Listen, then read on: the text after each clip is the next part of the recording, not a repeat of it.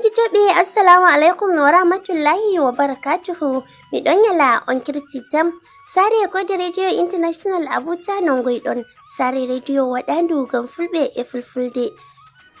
Kode Radio International Abuja ɗon wajina on kubaruji e refotoji ima taskaramji fere-fere nder duniyaru dow mita 98.1 iga jamdi jeyetati yawgo jeyetati e reta wakkatuji Nijar, Nigeria, Chadi e Kamaru. Inde an Khadija Usman Aduwari taskiti foɗongo on taskaranji amin ɗi hande. Aran daw kubaruji duniyaru ɗi hande inanta Umaru Aliyu.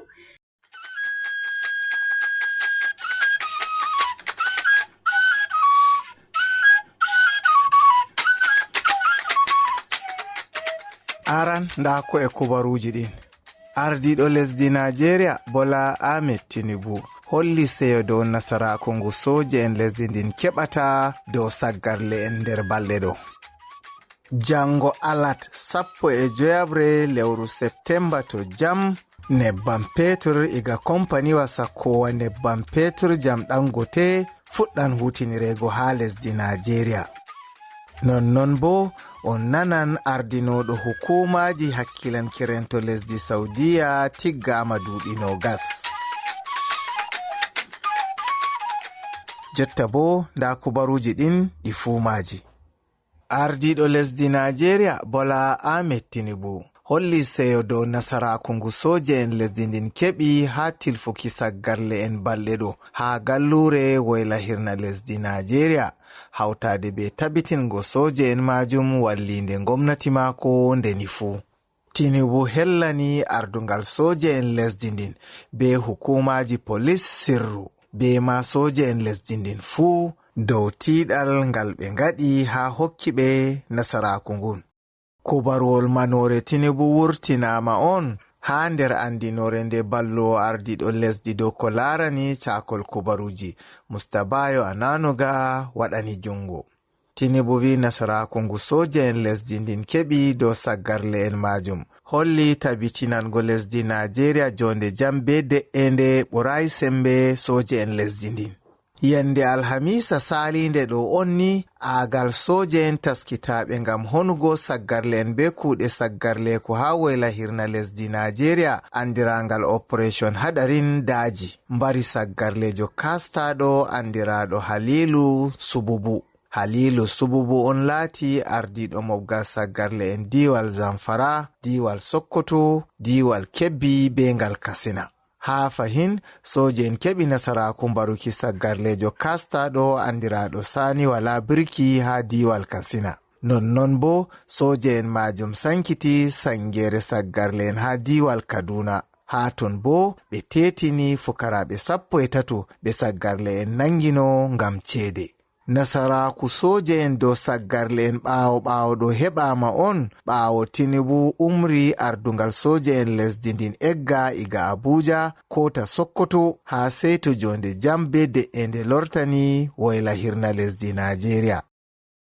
Ɓawo yaruki ngilla ha birniwol Maiduguri lamorde diwal Borno yande Salasa ngam yi'anki gite muɗum ɗuɗoral bononda ka faccam waddi ha ton. Yande Jumɓare bo ballo ardiɗo lesdi Nigeria Alhaji Kashim Shetima yari ngilla ha diwal Niger ngam yi'anki gite muɗum bononda ka faccam be saggarle en gaddani ummatore diwal Niger majum. Yilluki nokkuje ɗen laati dow anniya ngam tabitingo ɓe masibo faccam be soyderen to shafi ha lesdi Nigeria fuu keɓi wallinde gomnati. Ha diwal Niger ni Kashim Shetima yari ngilla on ha nokkure fayiɓe wonde ha gwada nder hukuma pamara Shiroro. Yaake o wolwanno Kashim Shetima wi gomnati mobgal lesdi be gomnatiji diwe hawtade be hukuma dokkowa wallinde be jawɗum wato nema hawti hoore ɗo kuuda ngam tabitingo marɓe haaje wallinde fuu dokkama wallinde nden dow wakkati. Shetima ɓesdi wi'ugo gomnati mobgal lesdi les ardungal Bola Ahmed Tinubu wallitan marɓe haaje wallitego fuu na be ferotiral siyasa ko leƴƴi malla bo diina. Nden o wi naira biliyon 3 ɗum gomnati mobgal lesdi wallitiri diwe ngam hokkugo marɓe haaje wallinde dow jawɗum ɗum fuɗɗam on. wallinde gomnati mofgal lesdi majum taskitande ɗo dow lawol. Yaake o wolwanno, gomnajo diwal Niger Alhaji Umaru Bago andini Shetima dow nokkure fayiɓe nde gwada on laati 8 nder nokkuje ɗe ɗum rongini fayiɓe ha nder diwal Niger dalila ɓilla faccan be saggarle en sottini ha nokkuje muɗum. Ha ragare o yetti Kashim Shetima be tokkal muɗum dow yurminango ummatore Niger. Gomnati lesdi Nigeria hokki siwtare yande altine wato 16 lewru Septemba hitande 2024 albarka mauludu wato yalirki 12 Rabiul Awwal nyalade janyarde annabijo Muhammadu sallallahu alaihi wasallam. Ministajo hakkilanowo lamaruji nder lesdi Musta Olubumi Ojo on andini non. Musta Ojo walliti ummatore julɓe lesdi Nigeria wonɓe nder be yaasi lesdi ndin seyo yalirki nyalade mauludu. O tefi ɓe kutinira be nyalade man ha do'ango lesdi jonde jam be de'ende. Jango alat 15 lewru Septemba ɗo gomnati lesdi Nigeria fuɗɗan sodugo nebbam petur sakaɗam kompaniwa Dangote. Wato jango on motaji rondoji nebbam petur fuɗɗata ronduki nebbam petur iga kompaniwa sakuki nebbam petur Dangote wato Dangote refinery ngam sendango ci'e sippoje ɗam ha njajirka lesdi ndin fu. Ardiɗo komiti gomnati mofgal lesdi hakkilanowa sippuki nebbam petur keccam be sorruki sakaɗam Musta Zakios Adedeji on andini non. Musta Zakios vi ha yake jango 16 lewru ɗo on ɗum fuɗɗata hosugo sakaɗam iga Dangote refinery yande go'ore lewru Oktoba darotondu on Dangote refinery bo fuɗɗata jaɓugo nebbam petur keccam ko hewti e tirgel wato barel 385 nde weti fu iga kompaniwa nebbam petur maral gomnati mofgal lesdi wato Nigerian National Petroleum Company Limited NNPCL. Coggu keccam be sakaɗam fu bo waɗete on be cede Nigeria wato naira. Hunde bo nde maskiɓe dow ko larani faggudumbi ɓamtan daraja naira majum.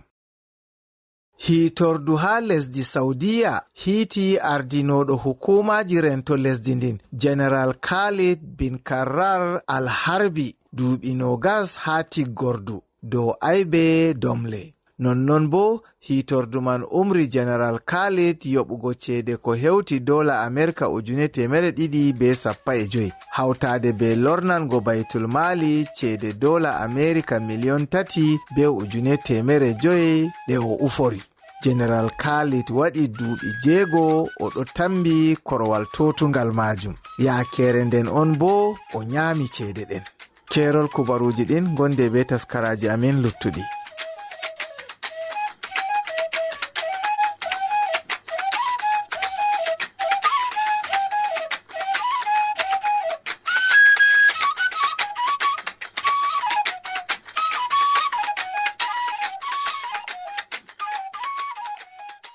Ayettama Umaru Aliyu.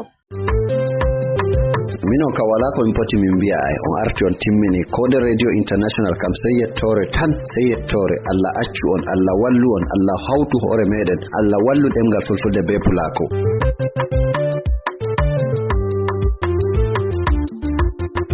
Laruki billaji e sadirma dum ummatore wontiri ha leydi Nigeria non dereken ha leydi Nigeria kambe fu e billaji di be gidata hanjum wadi kubbirle Last Family Network enanta Waniltu Academy for Training and Facilitating kawti hore ngam wallitiki dereken do be heba ko be doggitinra gurdam mabbe e majum ha be subti dereken wobbe fere hakkunde rewbe e worbe ngam wallita ɓe holla ɓe laabi filu feere feere ha ɓawodi las walliti dereke en rewɓe e worɓe ngam wallitiki koye maɓɓe non bo joni fu las man lorti ngam wallita dereke en man be filu feere feere nder man ha be ko laari ndurgol e surgi mallum en modiɓe en tedduɓe dow ko laarini fiiji ndemri e durgol jamanu sai fuɗɗuki lamar man heɓi yalirki ɗuɗɓe nder ummatore ha diwal adamawa ko larini lamlamɓe e ma ardiɓe ha gwamnati diwal ngol. Alhaji Ahmadu Hamman Ciroma Jimeta ɗammaje Adamawa o heɓi o yaliri moftorde nde ha o nodditiri do dereken ɓe joga filungu juuɗe ɗiɗɗiɗi. To derken jotta kam on laari no leddi ɗo warti minen on min histata Nigeria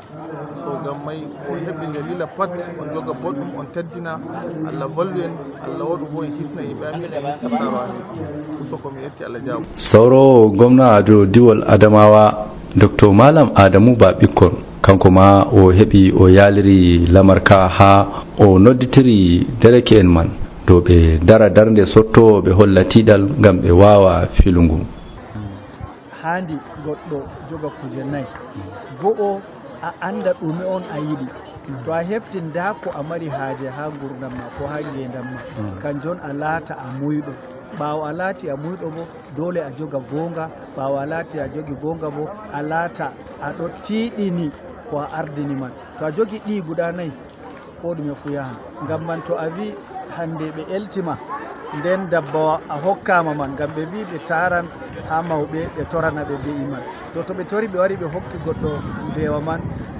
dow o muña sei to rimi o waɗa haajeji mako o hoosi dada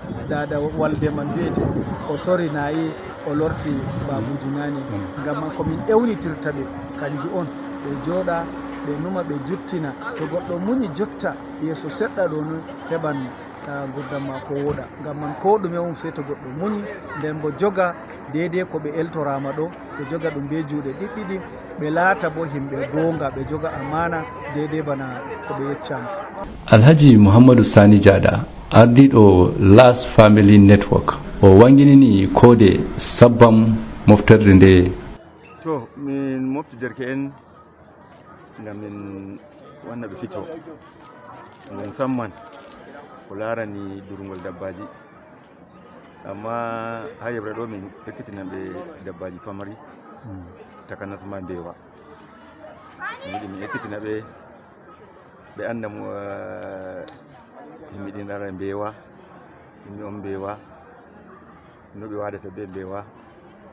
ɗume ɓe wawata ɓe heɓa ha ɓandu mbewa no ɓe durirta nga no ɓe ñawdirta nga no ɓe hakkanirta nga nden noyi ɓe sorata nga ɓe heɓa bote maga. Alhaji Muhammad Bajawro latiɗo hakimijo Jimeta bo kanko wakkili mo Allah ɓangi daraja moɗum laamiɗo Adamawa Alhaji Dr. Muhammadu Barkindo Aliyu Mustapha ha sa'i lamarka mo wi ko ɓeddi foɗuki hakkilo mako laruki rewɓe ɗo nder lamarka ngam rewɓe mari enɗam masin. ko ɓuri am foɗugo hakkilo ni mi laari rewɓe ɗo totton rewɓe ɓe ballitita ngam andi rewɓe wawi joggo amana masin nden bo inchallah to ni ha nde ko ɓe mbiman tabiti nafan men nafan leɗɗi men ma gaba daya ha ɓawo ni las wami wamarde mbotka dow ko larani wallitirki e ma ekkitingo dereken rewɓe e worɓe filu feere feere ha ɗuɗɓe ekkiti ko larani morɗi ñogol sañugo kuuɗe kafinta kaniki e luttiɗi goɗɗi kuuɗe feere feere non hikka bo ɓe wi las ɓeddi be ko larini ndurgol be'i ɗum jamanu nder lebbi jeego a fuɗɗira e be'i ɗiɗi be bawɗe jawmirawo a heɓa be'i ko hewti 60 awal bobbo kubaruji kode daga yola diwal Adamawa leydi Nigeria. Nder taskaranji Decoder Radio International Abuja taskiti waddanki on hande aranda taskaram suudu rewɓe nanta Abdulrahman Gidaɗo jarumi.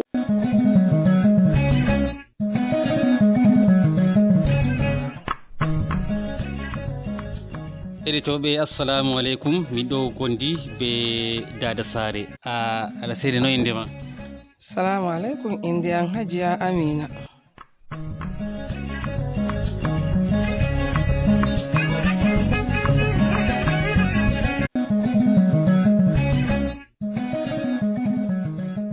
To Hajiya Amina ko a yecce en duuɓi ma noy? Duuɓi an 56. To duuɓi ma 56 ko a yecca en no a joɗodi be gorko ma arande kan ko wite tarihi ɓangal maɗa? Alhamdulillahi, tarihi ɓangal an arande mi joɗi be mai gida an jam, daga min joɗi bo mi meɗai min bondi ko o serayan hakkude hunde ɗo ni dole on bonda, min ɗon bonde amma mi meɗai hunde feere hauti e mako, ko mi dikka mi dilla sare amin ko bo o serayan meɗaka. Duuɓi noy on ngadi be mako? Duuɓi amin 29 Allah hosi yonki mako. To a wi hidde ko Allah hoƴa yonki mako duuɓi ma 29 ɗo, on ɗo lura bo a wi. To on luri kan noy on watta? Alhamdulillah, to min luri ɗo min wara min shirya hoore amin, to min waɗini mo ayibe mi yaha mi tawa mo ha suudu mako, mi tugga mi tora mo mi wiya o yafayam, inchallahu ɗo metata mai bo. To noy bana misalu to bana on luri seɗɗa a tawa goɗɗo defanta gorko sala defugo? Minin kam min watta bani, ko min luri min defai seni to hanko bo to ɓernde mako metti to o sali nyamugo min belkina mo bo o nyama. To ɓawo ɗon bo a holli gorko ma soyti, to jonta aɗo mari tegal on ɗo na? Jonta ma mi ɓangi, jonta bo duuɓi amin 13 be mai gidamo min ɓangiri be mako. Duuɓi amin 13 be mako. To duuɓi mon 13 a holli bo mi tawrima be lawliraɓe, to noy a joddi be lawliraɓe bo? Alhamdulillahi min joɗi jan shayni a andi sha'ani amin rooɓe tampatani hunde seɗɗa, amma to ko goɗɗo munyi pat wala ko salata, munyal on ko ɗume munyal ardata, to munyal ardi to a nanai belɗum. No a tawiri goɗɗo pat, no goɗɗo hajirta pat, to a wallini hakkilo ma a tokkimo a munyi ɗo ni to dole mako o jippay. To a tawai ha sare a tawai lural ɗo ummakunde lawliraɓe, to onon bo sai hunde bani wala lural ni on ɗo narri ɗo, hikima ɗume on tokki ha on narri ni ɗo? Wala hikima, munyal on, wala hikima, min ma min ɗon lura, amma inchallah to min gaɗi ma ha wakkati mai min rufinta. Ko o goɗɗo vollinai ma an a tokka a vollina mo to dole on o jippay o waɗay munyal, on joɗa bo on joɗa jam. Wato to on ɗo ndika dole on luray? Dole min luray, dole. Min ɗon haɓa na min haɓata ba, amma to min haɓi mai ha wakkati mai min ɗaccata min rufinta hunde mai. To ɗo ni ɗume a yi hani, ko a yi jonta bo wodi ko sendi tele jonta be nane na ha hala joɗugo tegal? Ɗuɗɗum ma sendi sosai, ɓikkon jonta daga yaasi ɓe wattata hunde maɓɓe, tokka sare gorko ya sare suka ya honna mamma gorko, ɓikkon nane bo pat watta bani.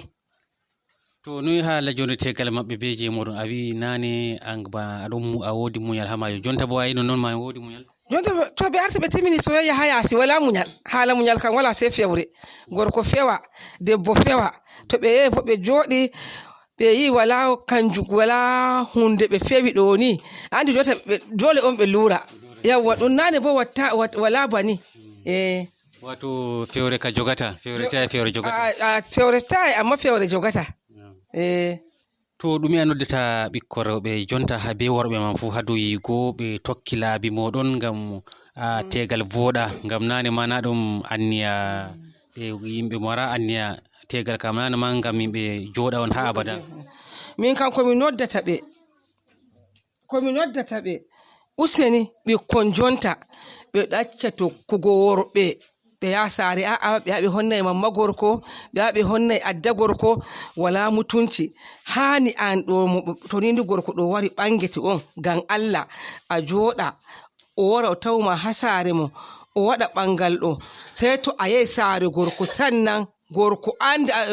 bandiraɓe gorko anduma, amma ɓikkon jonta pat watta bani. ko daga gorko puɗɗi wigo a'a mi yiɗima shikenan a tokkay saare adda gorko a tokkay saare mamma gorko ko moye andima ko to en andi ha zamanuru ɗo bo wodi matsalaji tele ɓe fidata ha nder zamanuru sakko ma wakkati ɓeddugo ceede nebbam petur ko ɗume saɗi to noyi caɗere man shafiri tegal hay a shafiri kan sosai ma ngam ɓangal mai jonta ɗo ni goɗɗo feere faya tefa nyamandi on tefa aro kaya yara ɓanguɗe ɓe ɓanga to ba wali ɗiɗi sai a yi gorko wujjiti kaya to debbo dilli ko morɗi ko pattuɗe so o wujjita kaya ɓe wiya gojjo wari wujji na bo gojjo hoosi hamɓe wujjo hanko hoosi dama o jaɓi aro on to ɓe fuɗɗiri be fewre ni noon hunde mai fitiminta be fewre to noyi caɗele jonta cafi ha saɗele kan sai ni Allah hoynino amin saɗi fa saɗi kan jurun ɗum jonta ɓikkon gorko hamɓe on be muñal woodi bone sosai to onoro o balla ɗume on watta ha wakkatire saɗe maro ɗume on ballata worɓe mum min kam miɗo ballita miɗon mari tegal miɗo balla gorko am to o waddi nyiri mi to wadday takay to amma mi anda ɓikkon jonta hamɓe ɓe wawata bani ɓe wawata bani hamɓe to ko a noddata ɓe ha dow majum to miɗon nodda ɓe ni useni to gorko ma o heɓi takay to gorko ma heɓi nyiri a hadda heɓa takay to o soodi buuja a hadda soda magi heɓa jonde jam ko ɗume yiɗi ballutugo to ayrane wane yiɗi wane debbo ɗo yardi gorko mako be asiri wala asiri biyayya mako on yawwa to ni a mari biyayya gorko fataɗo nan ko a yiɗi pat wala ko woɗintama to min roɓe bo wala hakkilo ɓikkon jota wala hakkilo yawwa sai ni ɓe wiya hamɓe kan ɓe nyama gorko har ɓe nyama gi'e gorko to ɗo bo yata jonta bonani mai yayi mai sali to noyi woɓɓe bo ɗo holla ba rewɓe ɗo vaja worɓe to goɗɗo feere bajay goɗɗo feere bo bajata ni noon bo worɓe hamɓe worɓe mai goɗɗo feere bajay goɗɗo feere bajata mo bajata bo waɗi aikin banza yawwa gan a waɗi hunde ɗo hunde barjari on a waɗi barjari sannan a a baji kan wodi barjari na wala barjari to Allah hokku amin jam inde an Hajiya Amina min getti on be watangon hakkilo be nanta Hajiya Amina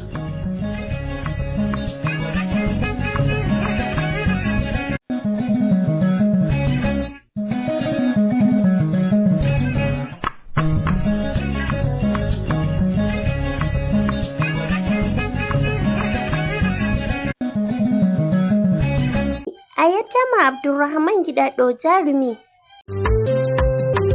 Minon ka wala ko min poti min mbiya ay on arti on timmini kode radio international kam sey yettore tan sey yettore Allah accu on Allah wallu on Allah hawtu hoore meɗen Allah wallu ɗemgal fulfulde be pulako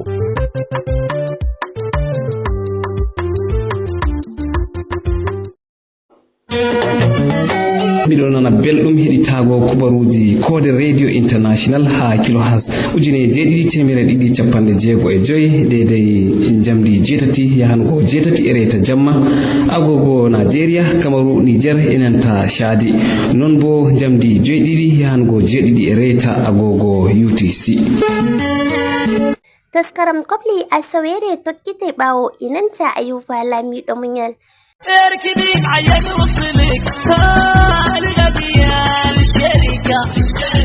مبطل ويعذبك heɗitoɓe assalamu aleykum barka meɗen belorki fotte moɗon nder taskaran kofli asawere to min gaddanoyta on kofli ɗi woɓɓe nder heɗitoɓe kode radio international Abuja lildoytami nden min ɓilana on nate feere feere to min genata on dow nate ɗen min famuki no fulfulde wolwirte inde an Ayuba Lamiɗo Muñal ardoto e waddanoki on taskaran kam wiyami on keɗite jam إلى تكوني معه ولا لا تبح ذات الخدمة وتقول ولد خالتي ولا ولد عمتي ولا ولد الحمى to madalla da fuɗɗiren e kofli inanta miijo modibbo arandejo nder taskaran men kande asawere bisimillah.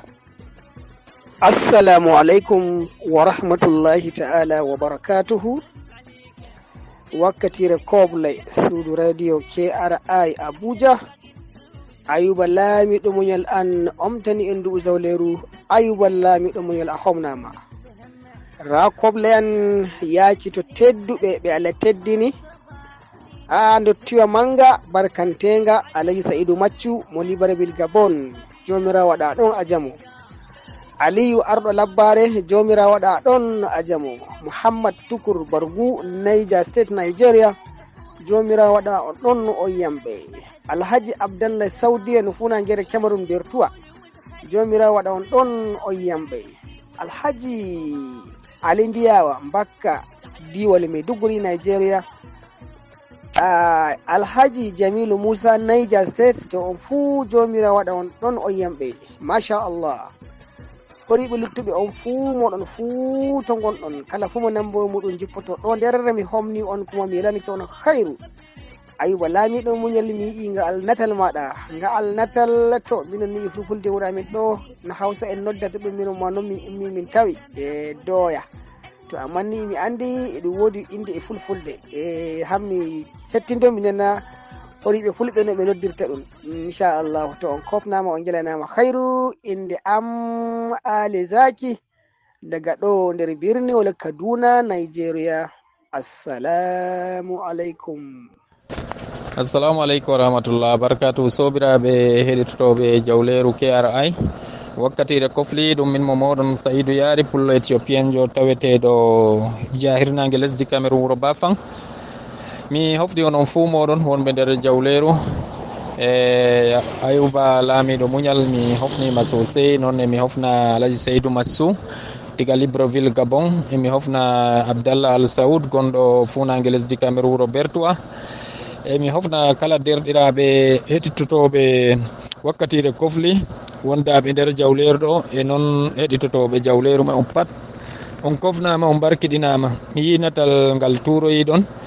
e bahamin minon kam min ɗon mbiya natal may ɓulumji, to banni mi andiri ha fulfulde amin ɗo kam jahirnage lesdi Cameroun kam ɓulumji. To on gettama on fuu moɗon on jarama, machallah, kirten jam. Assalamu alaikum, inda am giɗaɗo Muhammad daga Kaduna, Nigeria. Inde ko rema ɗo woni kappe, miɗon komin mbiyata ɗum on ɗon. Allah walla en, Allah walla Radio Code International, Allah walla Fulaku, Allah jo'ina en jam.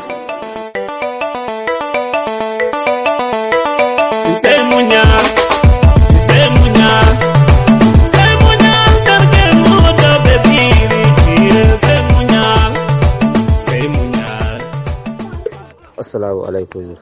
warahmatullahi wabarakatuh. Jawleru wakkatire kofli kode radio irtada shida min mo manno Muhammad Fulle Kebi salminanta on camata jamuji mo hofnata on bana o wani kala kode asawere Ayuba Lamiɗo muñali on tan en du jawleru ngam jeftinen kofli meɗen yaki higo tiraɓe bandiraɓe meɗen, so masha Allah. To hande mi yiɗi yettingo kolli ay yaaki kanko Ayuba Lamiɗo muñal, Ibrahim Iro Madaki, e Usman Shehu Usman, e Bello Ciyaman Metti Allah kawtal hoore Lagos State,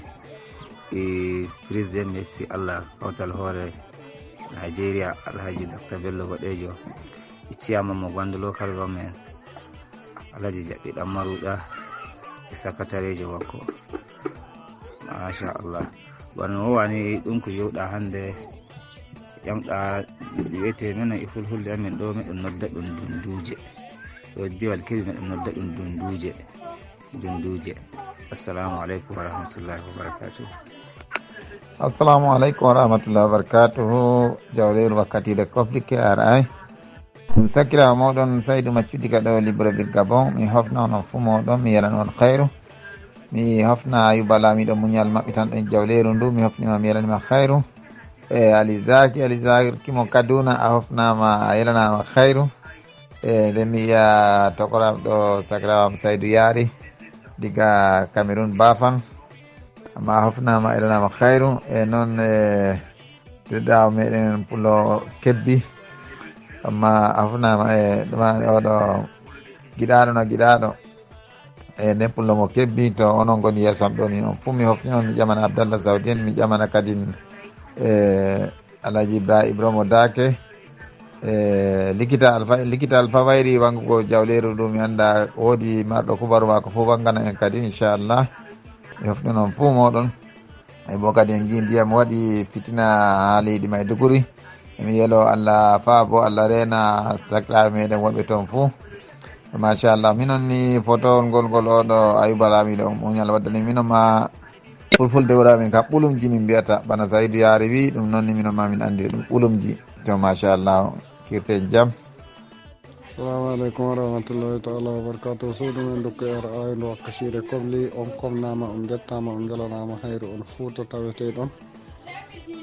kala mo lamba mo jippoto ɗo fuu mi ƴamana ɗum goto ɓawo goto dow inde président meɗen Ayuba Lamiɗo Muñal. Mi hande bo o waddani en natal doya hande bo natal doyaje o waddani en to on komnama on jettama on jalanama hayru on fuu mon jami an no gonɗon. Assalamu alaikum wa rahmatullahi ta'ala wa barakatuh. On gondi mo moɗo Abdullahi kon ɗo wuro Douala homna taw yelan toon hayru. Hammadu Bakota mi woytatama sanne maɗa Hammadu Bakota seede mi leeli Hammadu Bakota seede kese wari. Toma Adalla heɗitoɓe ta'ongoyte yon keɗito suudu radio Kode international wondu Abuja lamorde lesdi Nigeria nder taskaran kofli asawere on mbawai lildoy kimin kofli moɗon nder ka a taskaran kala nyalande alarba fu nder jawleru wakkatire kofli KRI wondi WhatsApp bo ɓe gala nder jawleru ndun ɓe giɗi wata nambaji maɓɓe nder jawleru wakkatire kofli ɓe mbawai tefuki ɗum namba 92 tati 9 9 4 jowi 9 tati. Bono gombe yaasi lesdi Nigeria ay gada plus malla alama dawdari ɗiɗi tati 4 9 tati 9 9 4 jowi tati e telefon ɗum namba ha nder WhatsApp.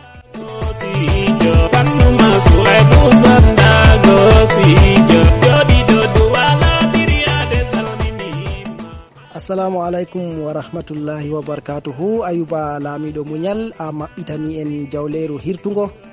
e nden bo a ƴami derɗiraɓe gaɗa muñal e soyde maɓɓutuki jawleru ndu law e min fu min gaɗi muñal gam an woni Lamiɗo Muñal. To mi hofnima an Ayuba Lamiɗo Muñal, mi hofna Ibrahim Yeromo Dake, mi hofna Khadija Usman Adwari, mi hofna Bakar Malami Bagodo, mi hofni Alhaji Saidou Maccu, mi hofna Alhaji Amadou Baba Abubakar, Amadou Sardauna, Yusufa Iya, on fu mon mi hofni on. E to Ayuba Lamiɗo Muñal ni mi yiya ɓilani en natal ngal asawere nde e minon ni ɗo Kamaru e min mbiya natal ngal ɓulumji ko ɓe mbiyata ɓe bolle faransa iñam.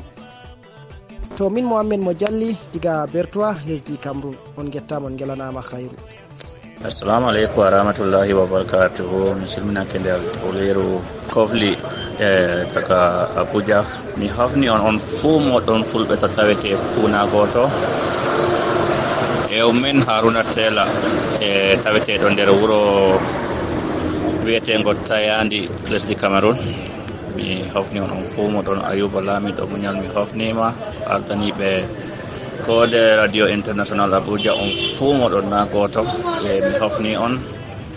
mi yaddeɗirawo feere ɗo daga lesdi Gabon e wondaɓe nder Cameroun ɗo fu on kofnama e mi hofna kawam momi yi e nder jawleru ɗo Saidou Yari daga Bafan e mi yi natal ngal gerɓuɗon kana ha min ɗo kam no min andiri kam ɓulumji min andiri to emi heɗiti ra'ayiji moɗon e andi baɓe fuu ɓe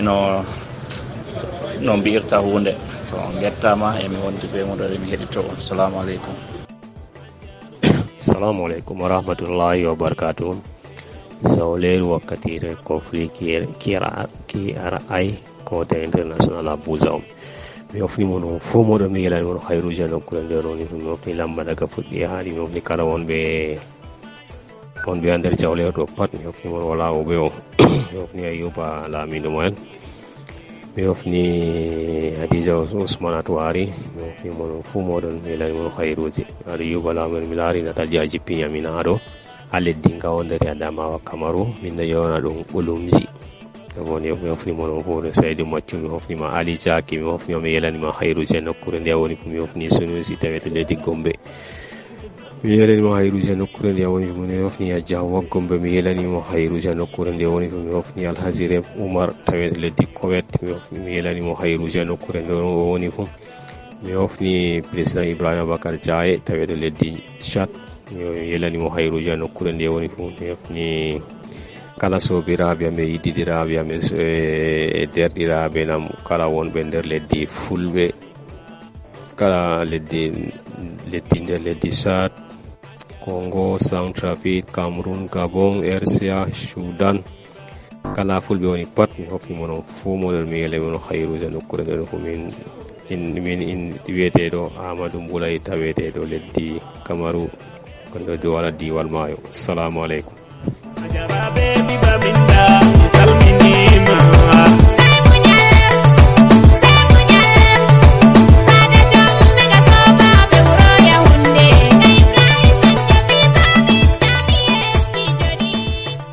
Assalamu alaikum warahmatullahi wabarakatuh. Imi silminoɗeren jawleru kawtal duniyaru Abuja e kode radio internet Abuja a homnama a yettama mi homna Ali Zaki mi homna mi woyti himɓeji men seɗɗa jafoɗon afuwa Ali Zaki no jamu no sakiraɓeji fu leñol jam no Abuja may fu no mbaɗon ɗon may sukaɓeji may fu jam no ɓiɓɓeji ɗin to on ɗon gondi sakike moɗon Muhammadu taweteɗo leydi Kamaru. Assalamu alaikum warahmatullahi wabarakatuh. Assalamu alaikum warahmatullahi wabarakatuh. Suudu jawleru wakkatire kofli KR International Lamurde Nigeria Abuja maɗana kowa mai fata alheri ha Ayuba Lamiɗo Munyal wato a waddani en natal hande wato minon kan emin mbiya ɗum kappe wato minon emin mbiya ɗum kappe to a hunama a yettama sosai mi yaɗo wato mo lesma hanko woni PRO fina tawa Ali Zaki a hofnama waɗanama fata alheri sannan Saidou Mashu pullo gonɗo Libreville Gabon sannan Abdullahi gonɗo Douala Kamaru a hunama yettama sosai a sakiraɓe lottuɓe on fu maɗani kowamen fata alheri machallahu min mo moɗon dai likita alfamo anduɗo gonɗo Ogun Abekuta Nigeria danejijo hofnata on. Aleykum salam on paw gettama on gilanama kayruji ɗuɗɗi Ayuba Lamiɗo Munyal a yettama elanama kayru ton mbi kode radio international Abuja on paw on gilanama kayru mi yiya Ayuba may Aliyu Amadi Gasa be Ismail be Kipponako may to on gettama on gilanama kayru Saydou Maccu joɗiɗo Gabon be Addu on gelanama kayru be Muhammad Haruna on gettama on gelanama kayruji ɗuɗɗi on pat Raji Hamma on gelanama kayru be likita Alfa on gettama minon ha min ɓulumji min mbiyata ɓulumji min noddirta ɗum. Noye Ayuba Lamiɗo Munyal hiire janno wuro hiiri no kirriɗaka inde am Amadou Sonde miɗo joɗi lesdi Benin nokku ɗo wi'ete Tanjeta hirnange lesdi Benin ɗon min joɗi to hirnima jam mi nyallina janani no wuro nyalli no kirriɗa to min fuɗɗari fu a fuɗɗiranmi e sannore anan mi jotima mi sannima Ayuba Lamiɗo Munyal min sanna Ibrahima Ermodake kode radio min sanna Al-Amin Jiɗaɗo Jada kode radio international min sanna Arab Abubakar Azare kode radio international min sanna Abubakar Kanye kode radio international min sanna Abdurrahman Jiɗaɗo Jarumai kode radio international min sanna Ibrahima Muhammad Jonguɗo kode radio international min sanna ɗo Khadija Aduware kodirajo international mi sanna Jibrila Dikos Jibrila Jamilajo Dikos kodirajo international mi sanna Rufa'u Baba Shoria mo kubaruji nder yontere diga Marwa leydi Cameroon.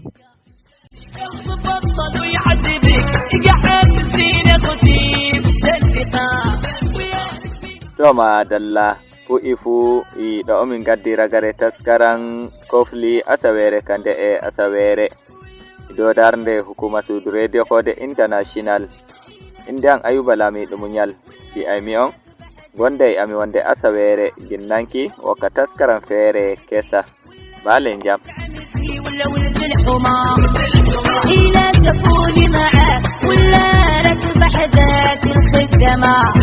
وتقول ولد خالتي ولا ولد عمتي ولا ولد الحمار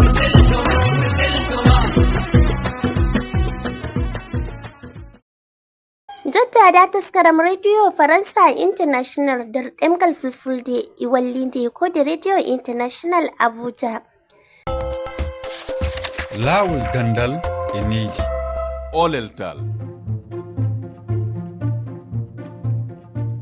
tedduɓe musidɓe refi fulfulde hettotoɓe taskaram men lawol gandal e needi mi juurima on toɓɓere yewtere men nde yontere ina yewti e alhaali cuɓugol fannuji jangde faade université caggal nde elew walla jangowo heeɓi seedantagu hono bac.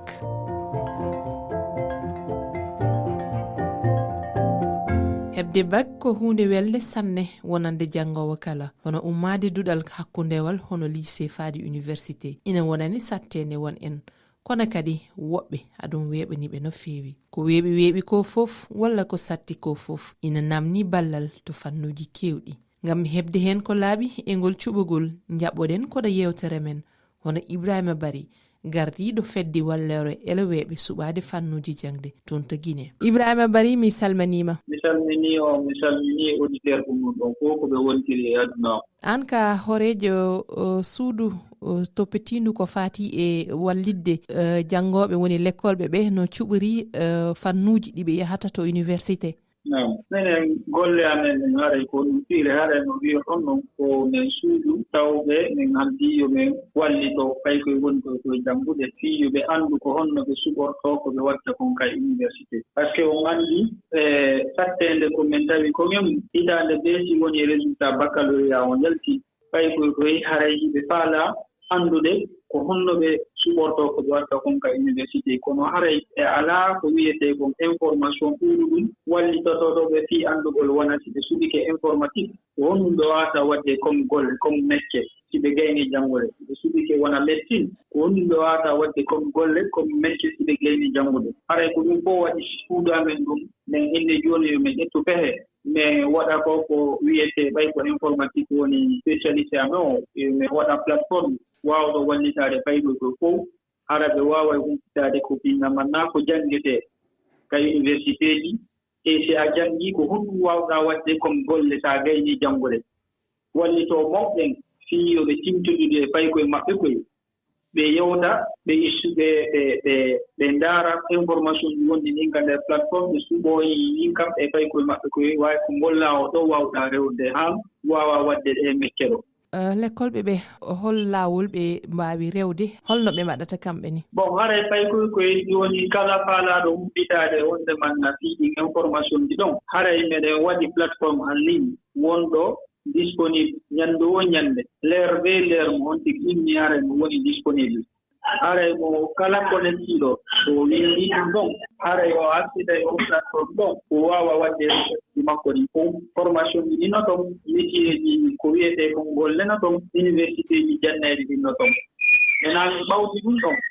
minen tigi lay min organise conférence cours ji min ara ka école ji min sukanoo école ɓe ɓen e maître ɓe ɓen e bayɓuɓe fof plateforme on ko honno o gollitirte min sifanooɓe kadi en fonction option maɓɓe on ko honno ɓe waawi ko honno ɓe habbiide ka université. jooni mbele neɗɗo ko dañi ko e bac français wiyata ko note mbele ko ɗum ƴetta toon. on anndi chaque filiére chaque formation hare no mari condition d'admission ko ruwete ko duwata kon nottuji ko duwata kon jibugol si ya espéri yo laamu yo état on gouvernement o naɓe janngugol on formation ɗo donc minen pehe arano mo men ƴettiyon ko informugol taw faykoke par exemple so tawi harayɗa haala waɗde médecine laamu ngu wi ta waɗa médecine haray yo tawiɗa mari 13 mois ko exemple mi joni si tawiɗa faala wadde informatique yo tawiɗa mari 12 mois donc mais expliquanayi ɓay élève ɓen condition d' admission ɗin taw joni noon so tawi woni on tigi résultat bac yanki o heeɓi on moyen ɗon ɓe wallitomo noon suɓagol en fonction projet makon e passion makon filiére ɗi ɗo faala ɗin wadde ka yimɓe donc haray ko noon golle en wayri ɗi condition ji ɗon mi wallitoma noon suɓagol hannde kadi ko faaɗa kon wadde haray ɗon kadi a mari chance jano probabilité janoɗe gouvernement o naɓe ko faaɗaɗo naɓede to jomum suɓito no keewi ko ɗum ɗon a andi si tawi woni haray a heeɓi moyen notto ko duwa kon haray chance ji maɗi no ɗuuɗi ya yahu e ko faaɗa kon janngugol si tawi noon haray a heɓa ɗum moyen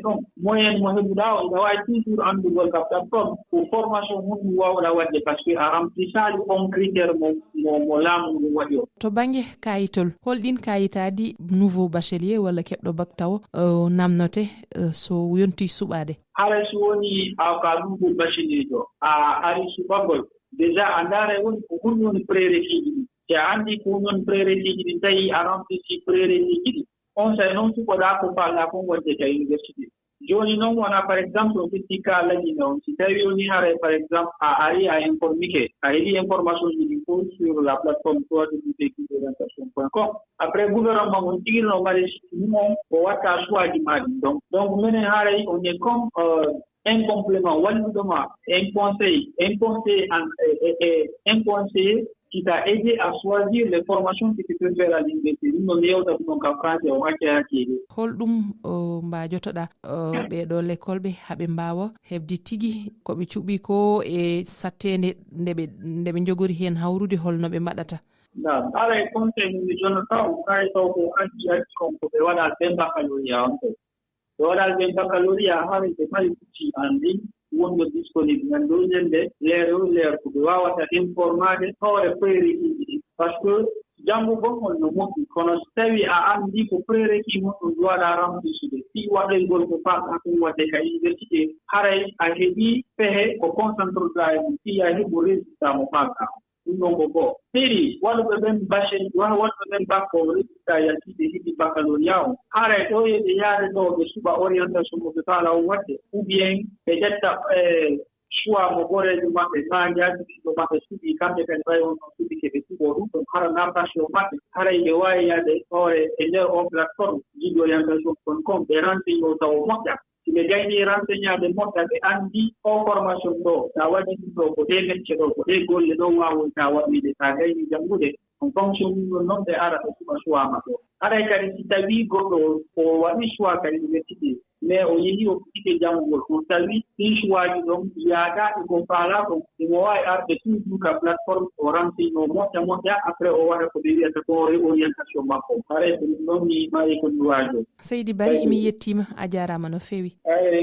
mi weltanike o moƴƴa mi weltanike o wonɓe ɓe jentade fof e nder aduna allah on haray on jarama noon kadi joni keɗoɗen ɗo Mariba suko debbo keɓɗo bac hitande yawtude nde toon to Mauritanie gol kemi ba par session min ƴettumi ko ɗum ɗo méthode gidigol premier choix am ko méthode banque et assurance troisiéme o ko finance et comptabilité ɗiɗo trois mi ɗaminaki hen fi sa wonata banque finance o par ce que maɓɓe ɓe keewi ƴeewirde ko notuji gonɗi dowɗi keɓɗo meilleur note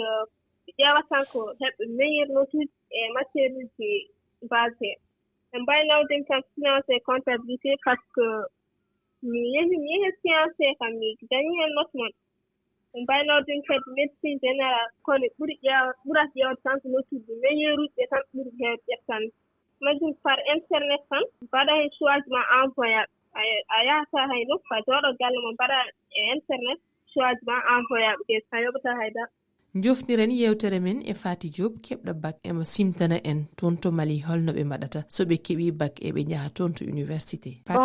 ɓe keɓmi bac nde ɓe kokkino amen fiche d' orientation de lycée amen to keɓmi to caggal muɗum mi waɗi rempli fiche uji ɗi gardumi mum Bamako par ce que min keɓmi bac ko kay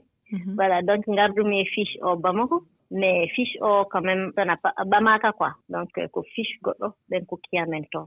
Chaque année minen joɓa 6 000 francs quittance ko ɗum ɓamata e papier ji goɗɗi mbaɗa déposé ko fiche o mbatta rempli. Sa waɗi fiche o rempli mbattamo kadi déposé. Jiɗɗa yaaɗi to a waɗan toon déposé tan. Sa waɗi toon déposé donc so tawi place ne toon tan a ɓamete. A waɗi ko dow haaɗi par ce que mino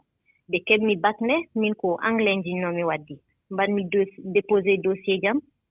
Donc après ɓe mbatti kadi rejeté ɓe mbi c'est saturé. Ñande mum hoore mum ce n'est pas quelques jours après. Ñande mum hoore mum ɓe mbi anglais waɗi saturé. Donc ɓammi blanco mbaɗmi hen mbattumi lettre moderne ko ni jarumi lettre. Il y a un nombre fixe ko ɗum ɓen kokkatma so yettima oɗon niveau par ce que filière fof e nombre muɗum quoi ayi. Donc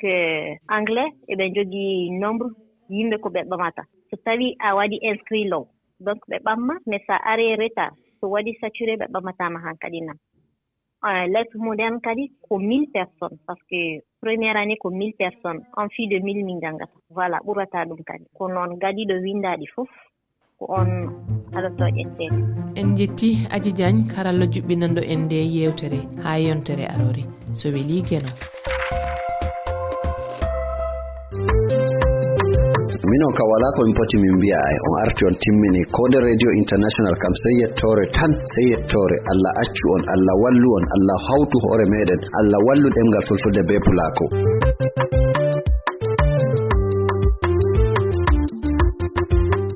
Haragare da findinore dow seye maulidu annabijo sallallahu alaihi wasallam. Nde hiiti fuu julɓe ɗo gaɗa seyo mauludu annabijo Muhammad sallallahu alaihi wasallam dañaɗo ñande altine 12 lewru haramirawo hitande ñibi ngam yettugo Allah ceniɗo leluɗo annabijo ragarejo annabo en ardiɗo lelaɓe. ɓe ɗo gaɗa seyo bana no modiɓɓe islama daktini wadgo seyo ngon. Modiɓɓe ɗuɗɓe ɓe limtatako gaddi hujjaji ɗi limtatake ha dow dagago humto mauludu. Imam Suyuɗi hujjorake hadisere Imamul Bayhaqi winde annabijo Muhammad mo hinno e hoore tabbiti dow muɗum hirsi jawdiri sendani sahabo en ɗum ñaami ɗum waɗi seyo dalila hewtago mako duuɓi 40 e dañego. ɗo gasni wiigo humto ngon heɓi asli daga annabijo sallallahu alaihi wasallam kirsuɗo waɗi seyo e sahabo en muɗum. Kanjum waɗi laamiɗo leddi Iraki biyeteɗo Muzaffar o hesɗitini sunna ka ha gasnugo dow ɗum yeɗinaka ha kala ñalomare 12 lewru haramirawo ɗum kala hitande fuu. Hanko bo modibbo Ibnu Hajar al-Makki al-Haytami modibbo nanaɗo ha Makka modibbo makkinkejo gaduɗo zamanu wato gaɗɗo zamanu ha hitande 1500 miladiya ma bo duuɓi 200 o yeeɗi hiddeko dañego Sheikh Usmanu ɓi Foduwe. O filli defte ha dow mauludu o filli defte ɗuɗɗe masin. O wi to mauludu ɗo waɗe ha Makka ɓe ɗon gi'a jaygol ha suudu Kaaba. Nden o gasni wiigo sahabo en dagni mauludu ha deftere mako andirande An-Ni'matul Kubra. ɗo sottini seko ummatore ha dow wiigo mauludu waɗatake ha Makka. Dalila hujja ka jonta yimɓe tabbitini wiigo asli mauludu ma ha annabijo ifti nden bo ha Makka ifti. Fu e laatago woɓɓe ɗo kabda ngam ɓe kaɗa mauludu amma ɓe keɓayi nasaraku. Hanko bo modibo nanaɗo Abdullahi Gwandu mirawo Sheikh Usmanu ɓi Foduwe o wi to ni lewru mauludu darake hani ɗum heɓa goto nder modiɓɓe hoƴa defte sira annabijo darti annabijo sallallahu alaihi wasallam waɗa ko jangango yimɓe tariki annabijo dikkuji mako mujizaji mako ha yago ragara lewru. hanko bo modibbo biyeteɗo ibnu taymiya al-harrani mo wahabinko'en kujjori ha deftere maako iqtida'u sirati mustaqim o wi kala gaɗɗo seyo mawludu fuu Allah windane ɗum baraji dammuɗum haala julɓe potti ha dow ɗum mofto ɗum waɗa seyo ɗum hirsa ɗum sendana jamare ɗum janga qur'anu ɗum janga tariki annabijo ɗum hirsa ɗum janga kasidaji ha defte manoje annabijo ɗum janga kasidaji ɗum wangina mu'jizaji annabijo dikkuji maako ɗum yakoɗi bo bana no wari ha defte madahu defte mantugo annabijo bana ishiriniya alburda diwan taniya e defte goɗe ɗuɗɗe ɗe mantugo annabijo hama e defte ɗe sahabo en mantiri annabijo nde hiti fuu gomnati Najeriya ɗo hokka siwtare mauludu e gomnati jihaji fuu ɗo bo heɓi asli ɓawo nde modibbo Sheikh Ibrahim Inyas zamanu laamu Alhaji Abubakar Tafawa Balewa horejo Najeriya ɓoymajo ha dow hokki mo sawara ma bo o dawranimo ha dow wiiko hani o naada siwtare mauludu barno derɗiko bandiko laamotoɗo leddi Azikwe naadi siwtare nyalomare dañorde annabijo muɗum to daga ɗon ɗon asli siwtare mauludu heɓa ha Najeriya ɗum kanduɗum masin ha dow kala julɗo fuu nuɗɗinɗo Allah e annabijo teddina nyalomare nde jawmirawo cenɗo o hoynan en saɗirmaji ɗi gonduɗen Allah ɓillitu en Allah ɓillitu jeyaɓe maɗa hisnu en kala sharru fuu barka annabijo sallallahu alaihi wasallam barka bo seyo mauludu annabijo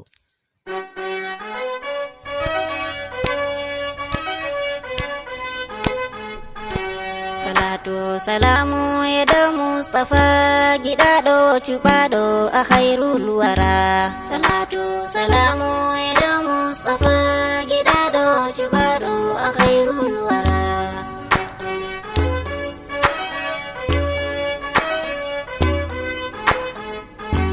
salatu salamu edo mustafa giɗaɗo cuɓaɗo a khairul wara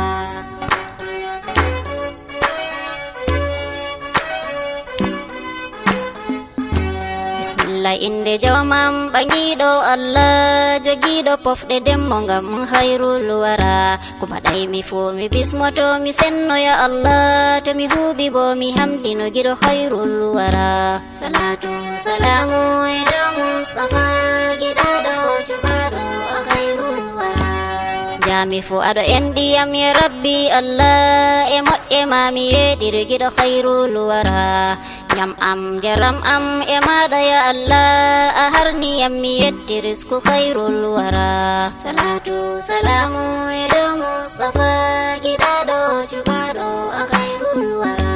a ɓorniyam a suriyam mi ɗalkiti Allah ko ɗume ɓosi risku khairul wara a enɗiyam a hisniyam a reni fu Allah hakkilo heewi hewɗi darja khairul wara salatu salamu eɗo mustafa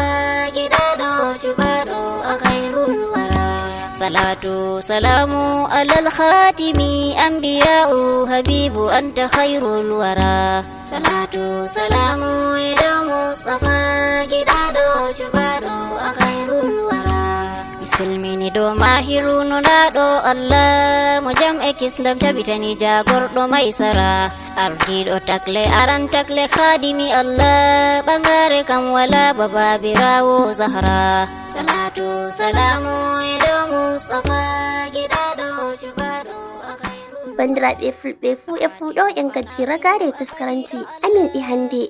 mo ittiɗo taskaranci mo ittinɗo taskaranci amin ɗi hande Ahmad Araf Abubakar Azarai kawtuɗo taskaranci amin ɗi hande Ibrahim Iroma Dake inde an Khadija Usman Aduwari ata on balenjam رسول عزيز حريص والله رؤوف رحيم يا خير الورى حالي أسوة حسنة كونغول الله أمزمل مدسر يا خير الورى صلاة سلام إلى مصطفى جدادو جبادو خير الورى يا كما بوتندنا خلق عظيم أياسين أحمد خير الورى إنك لا هدى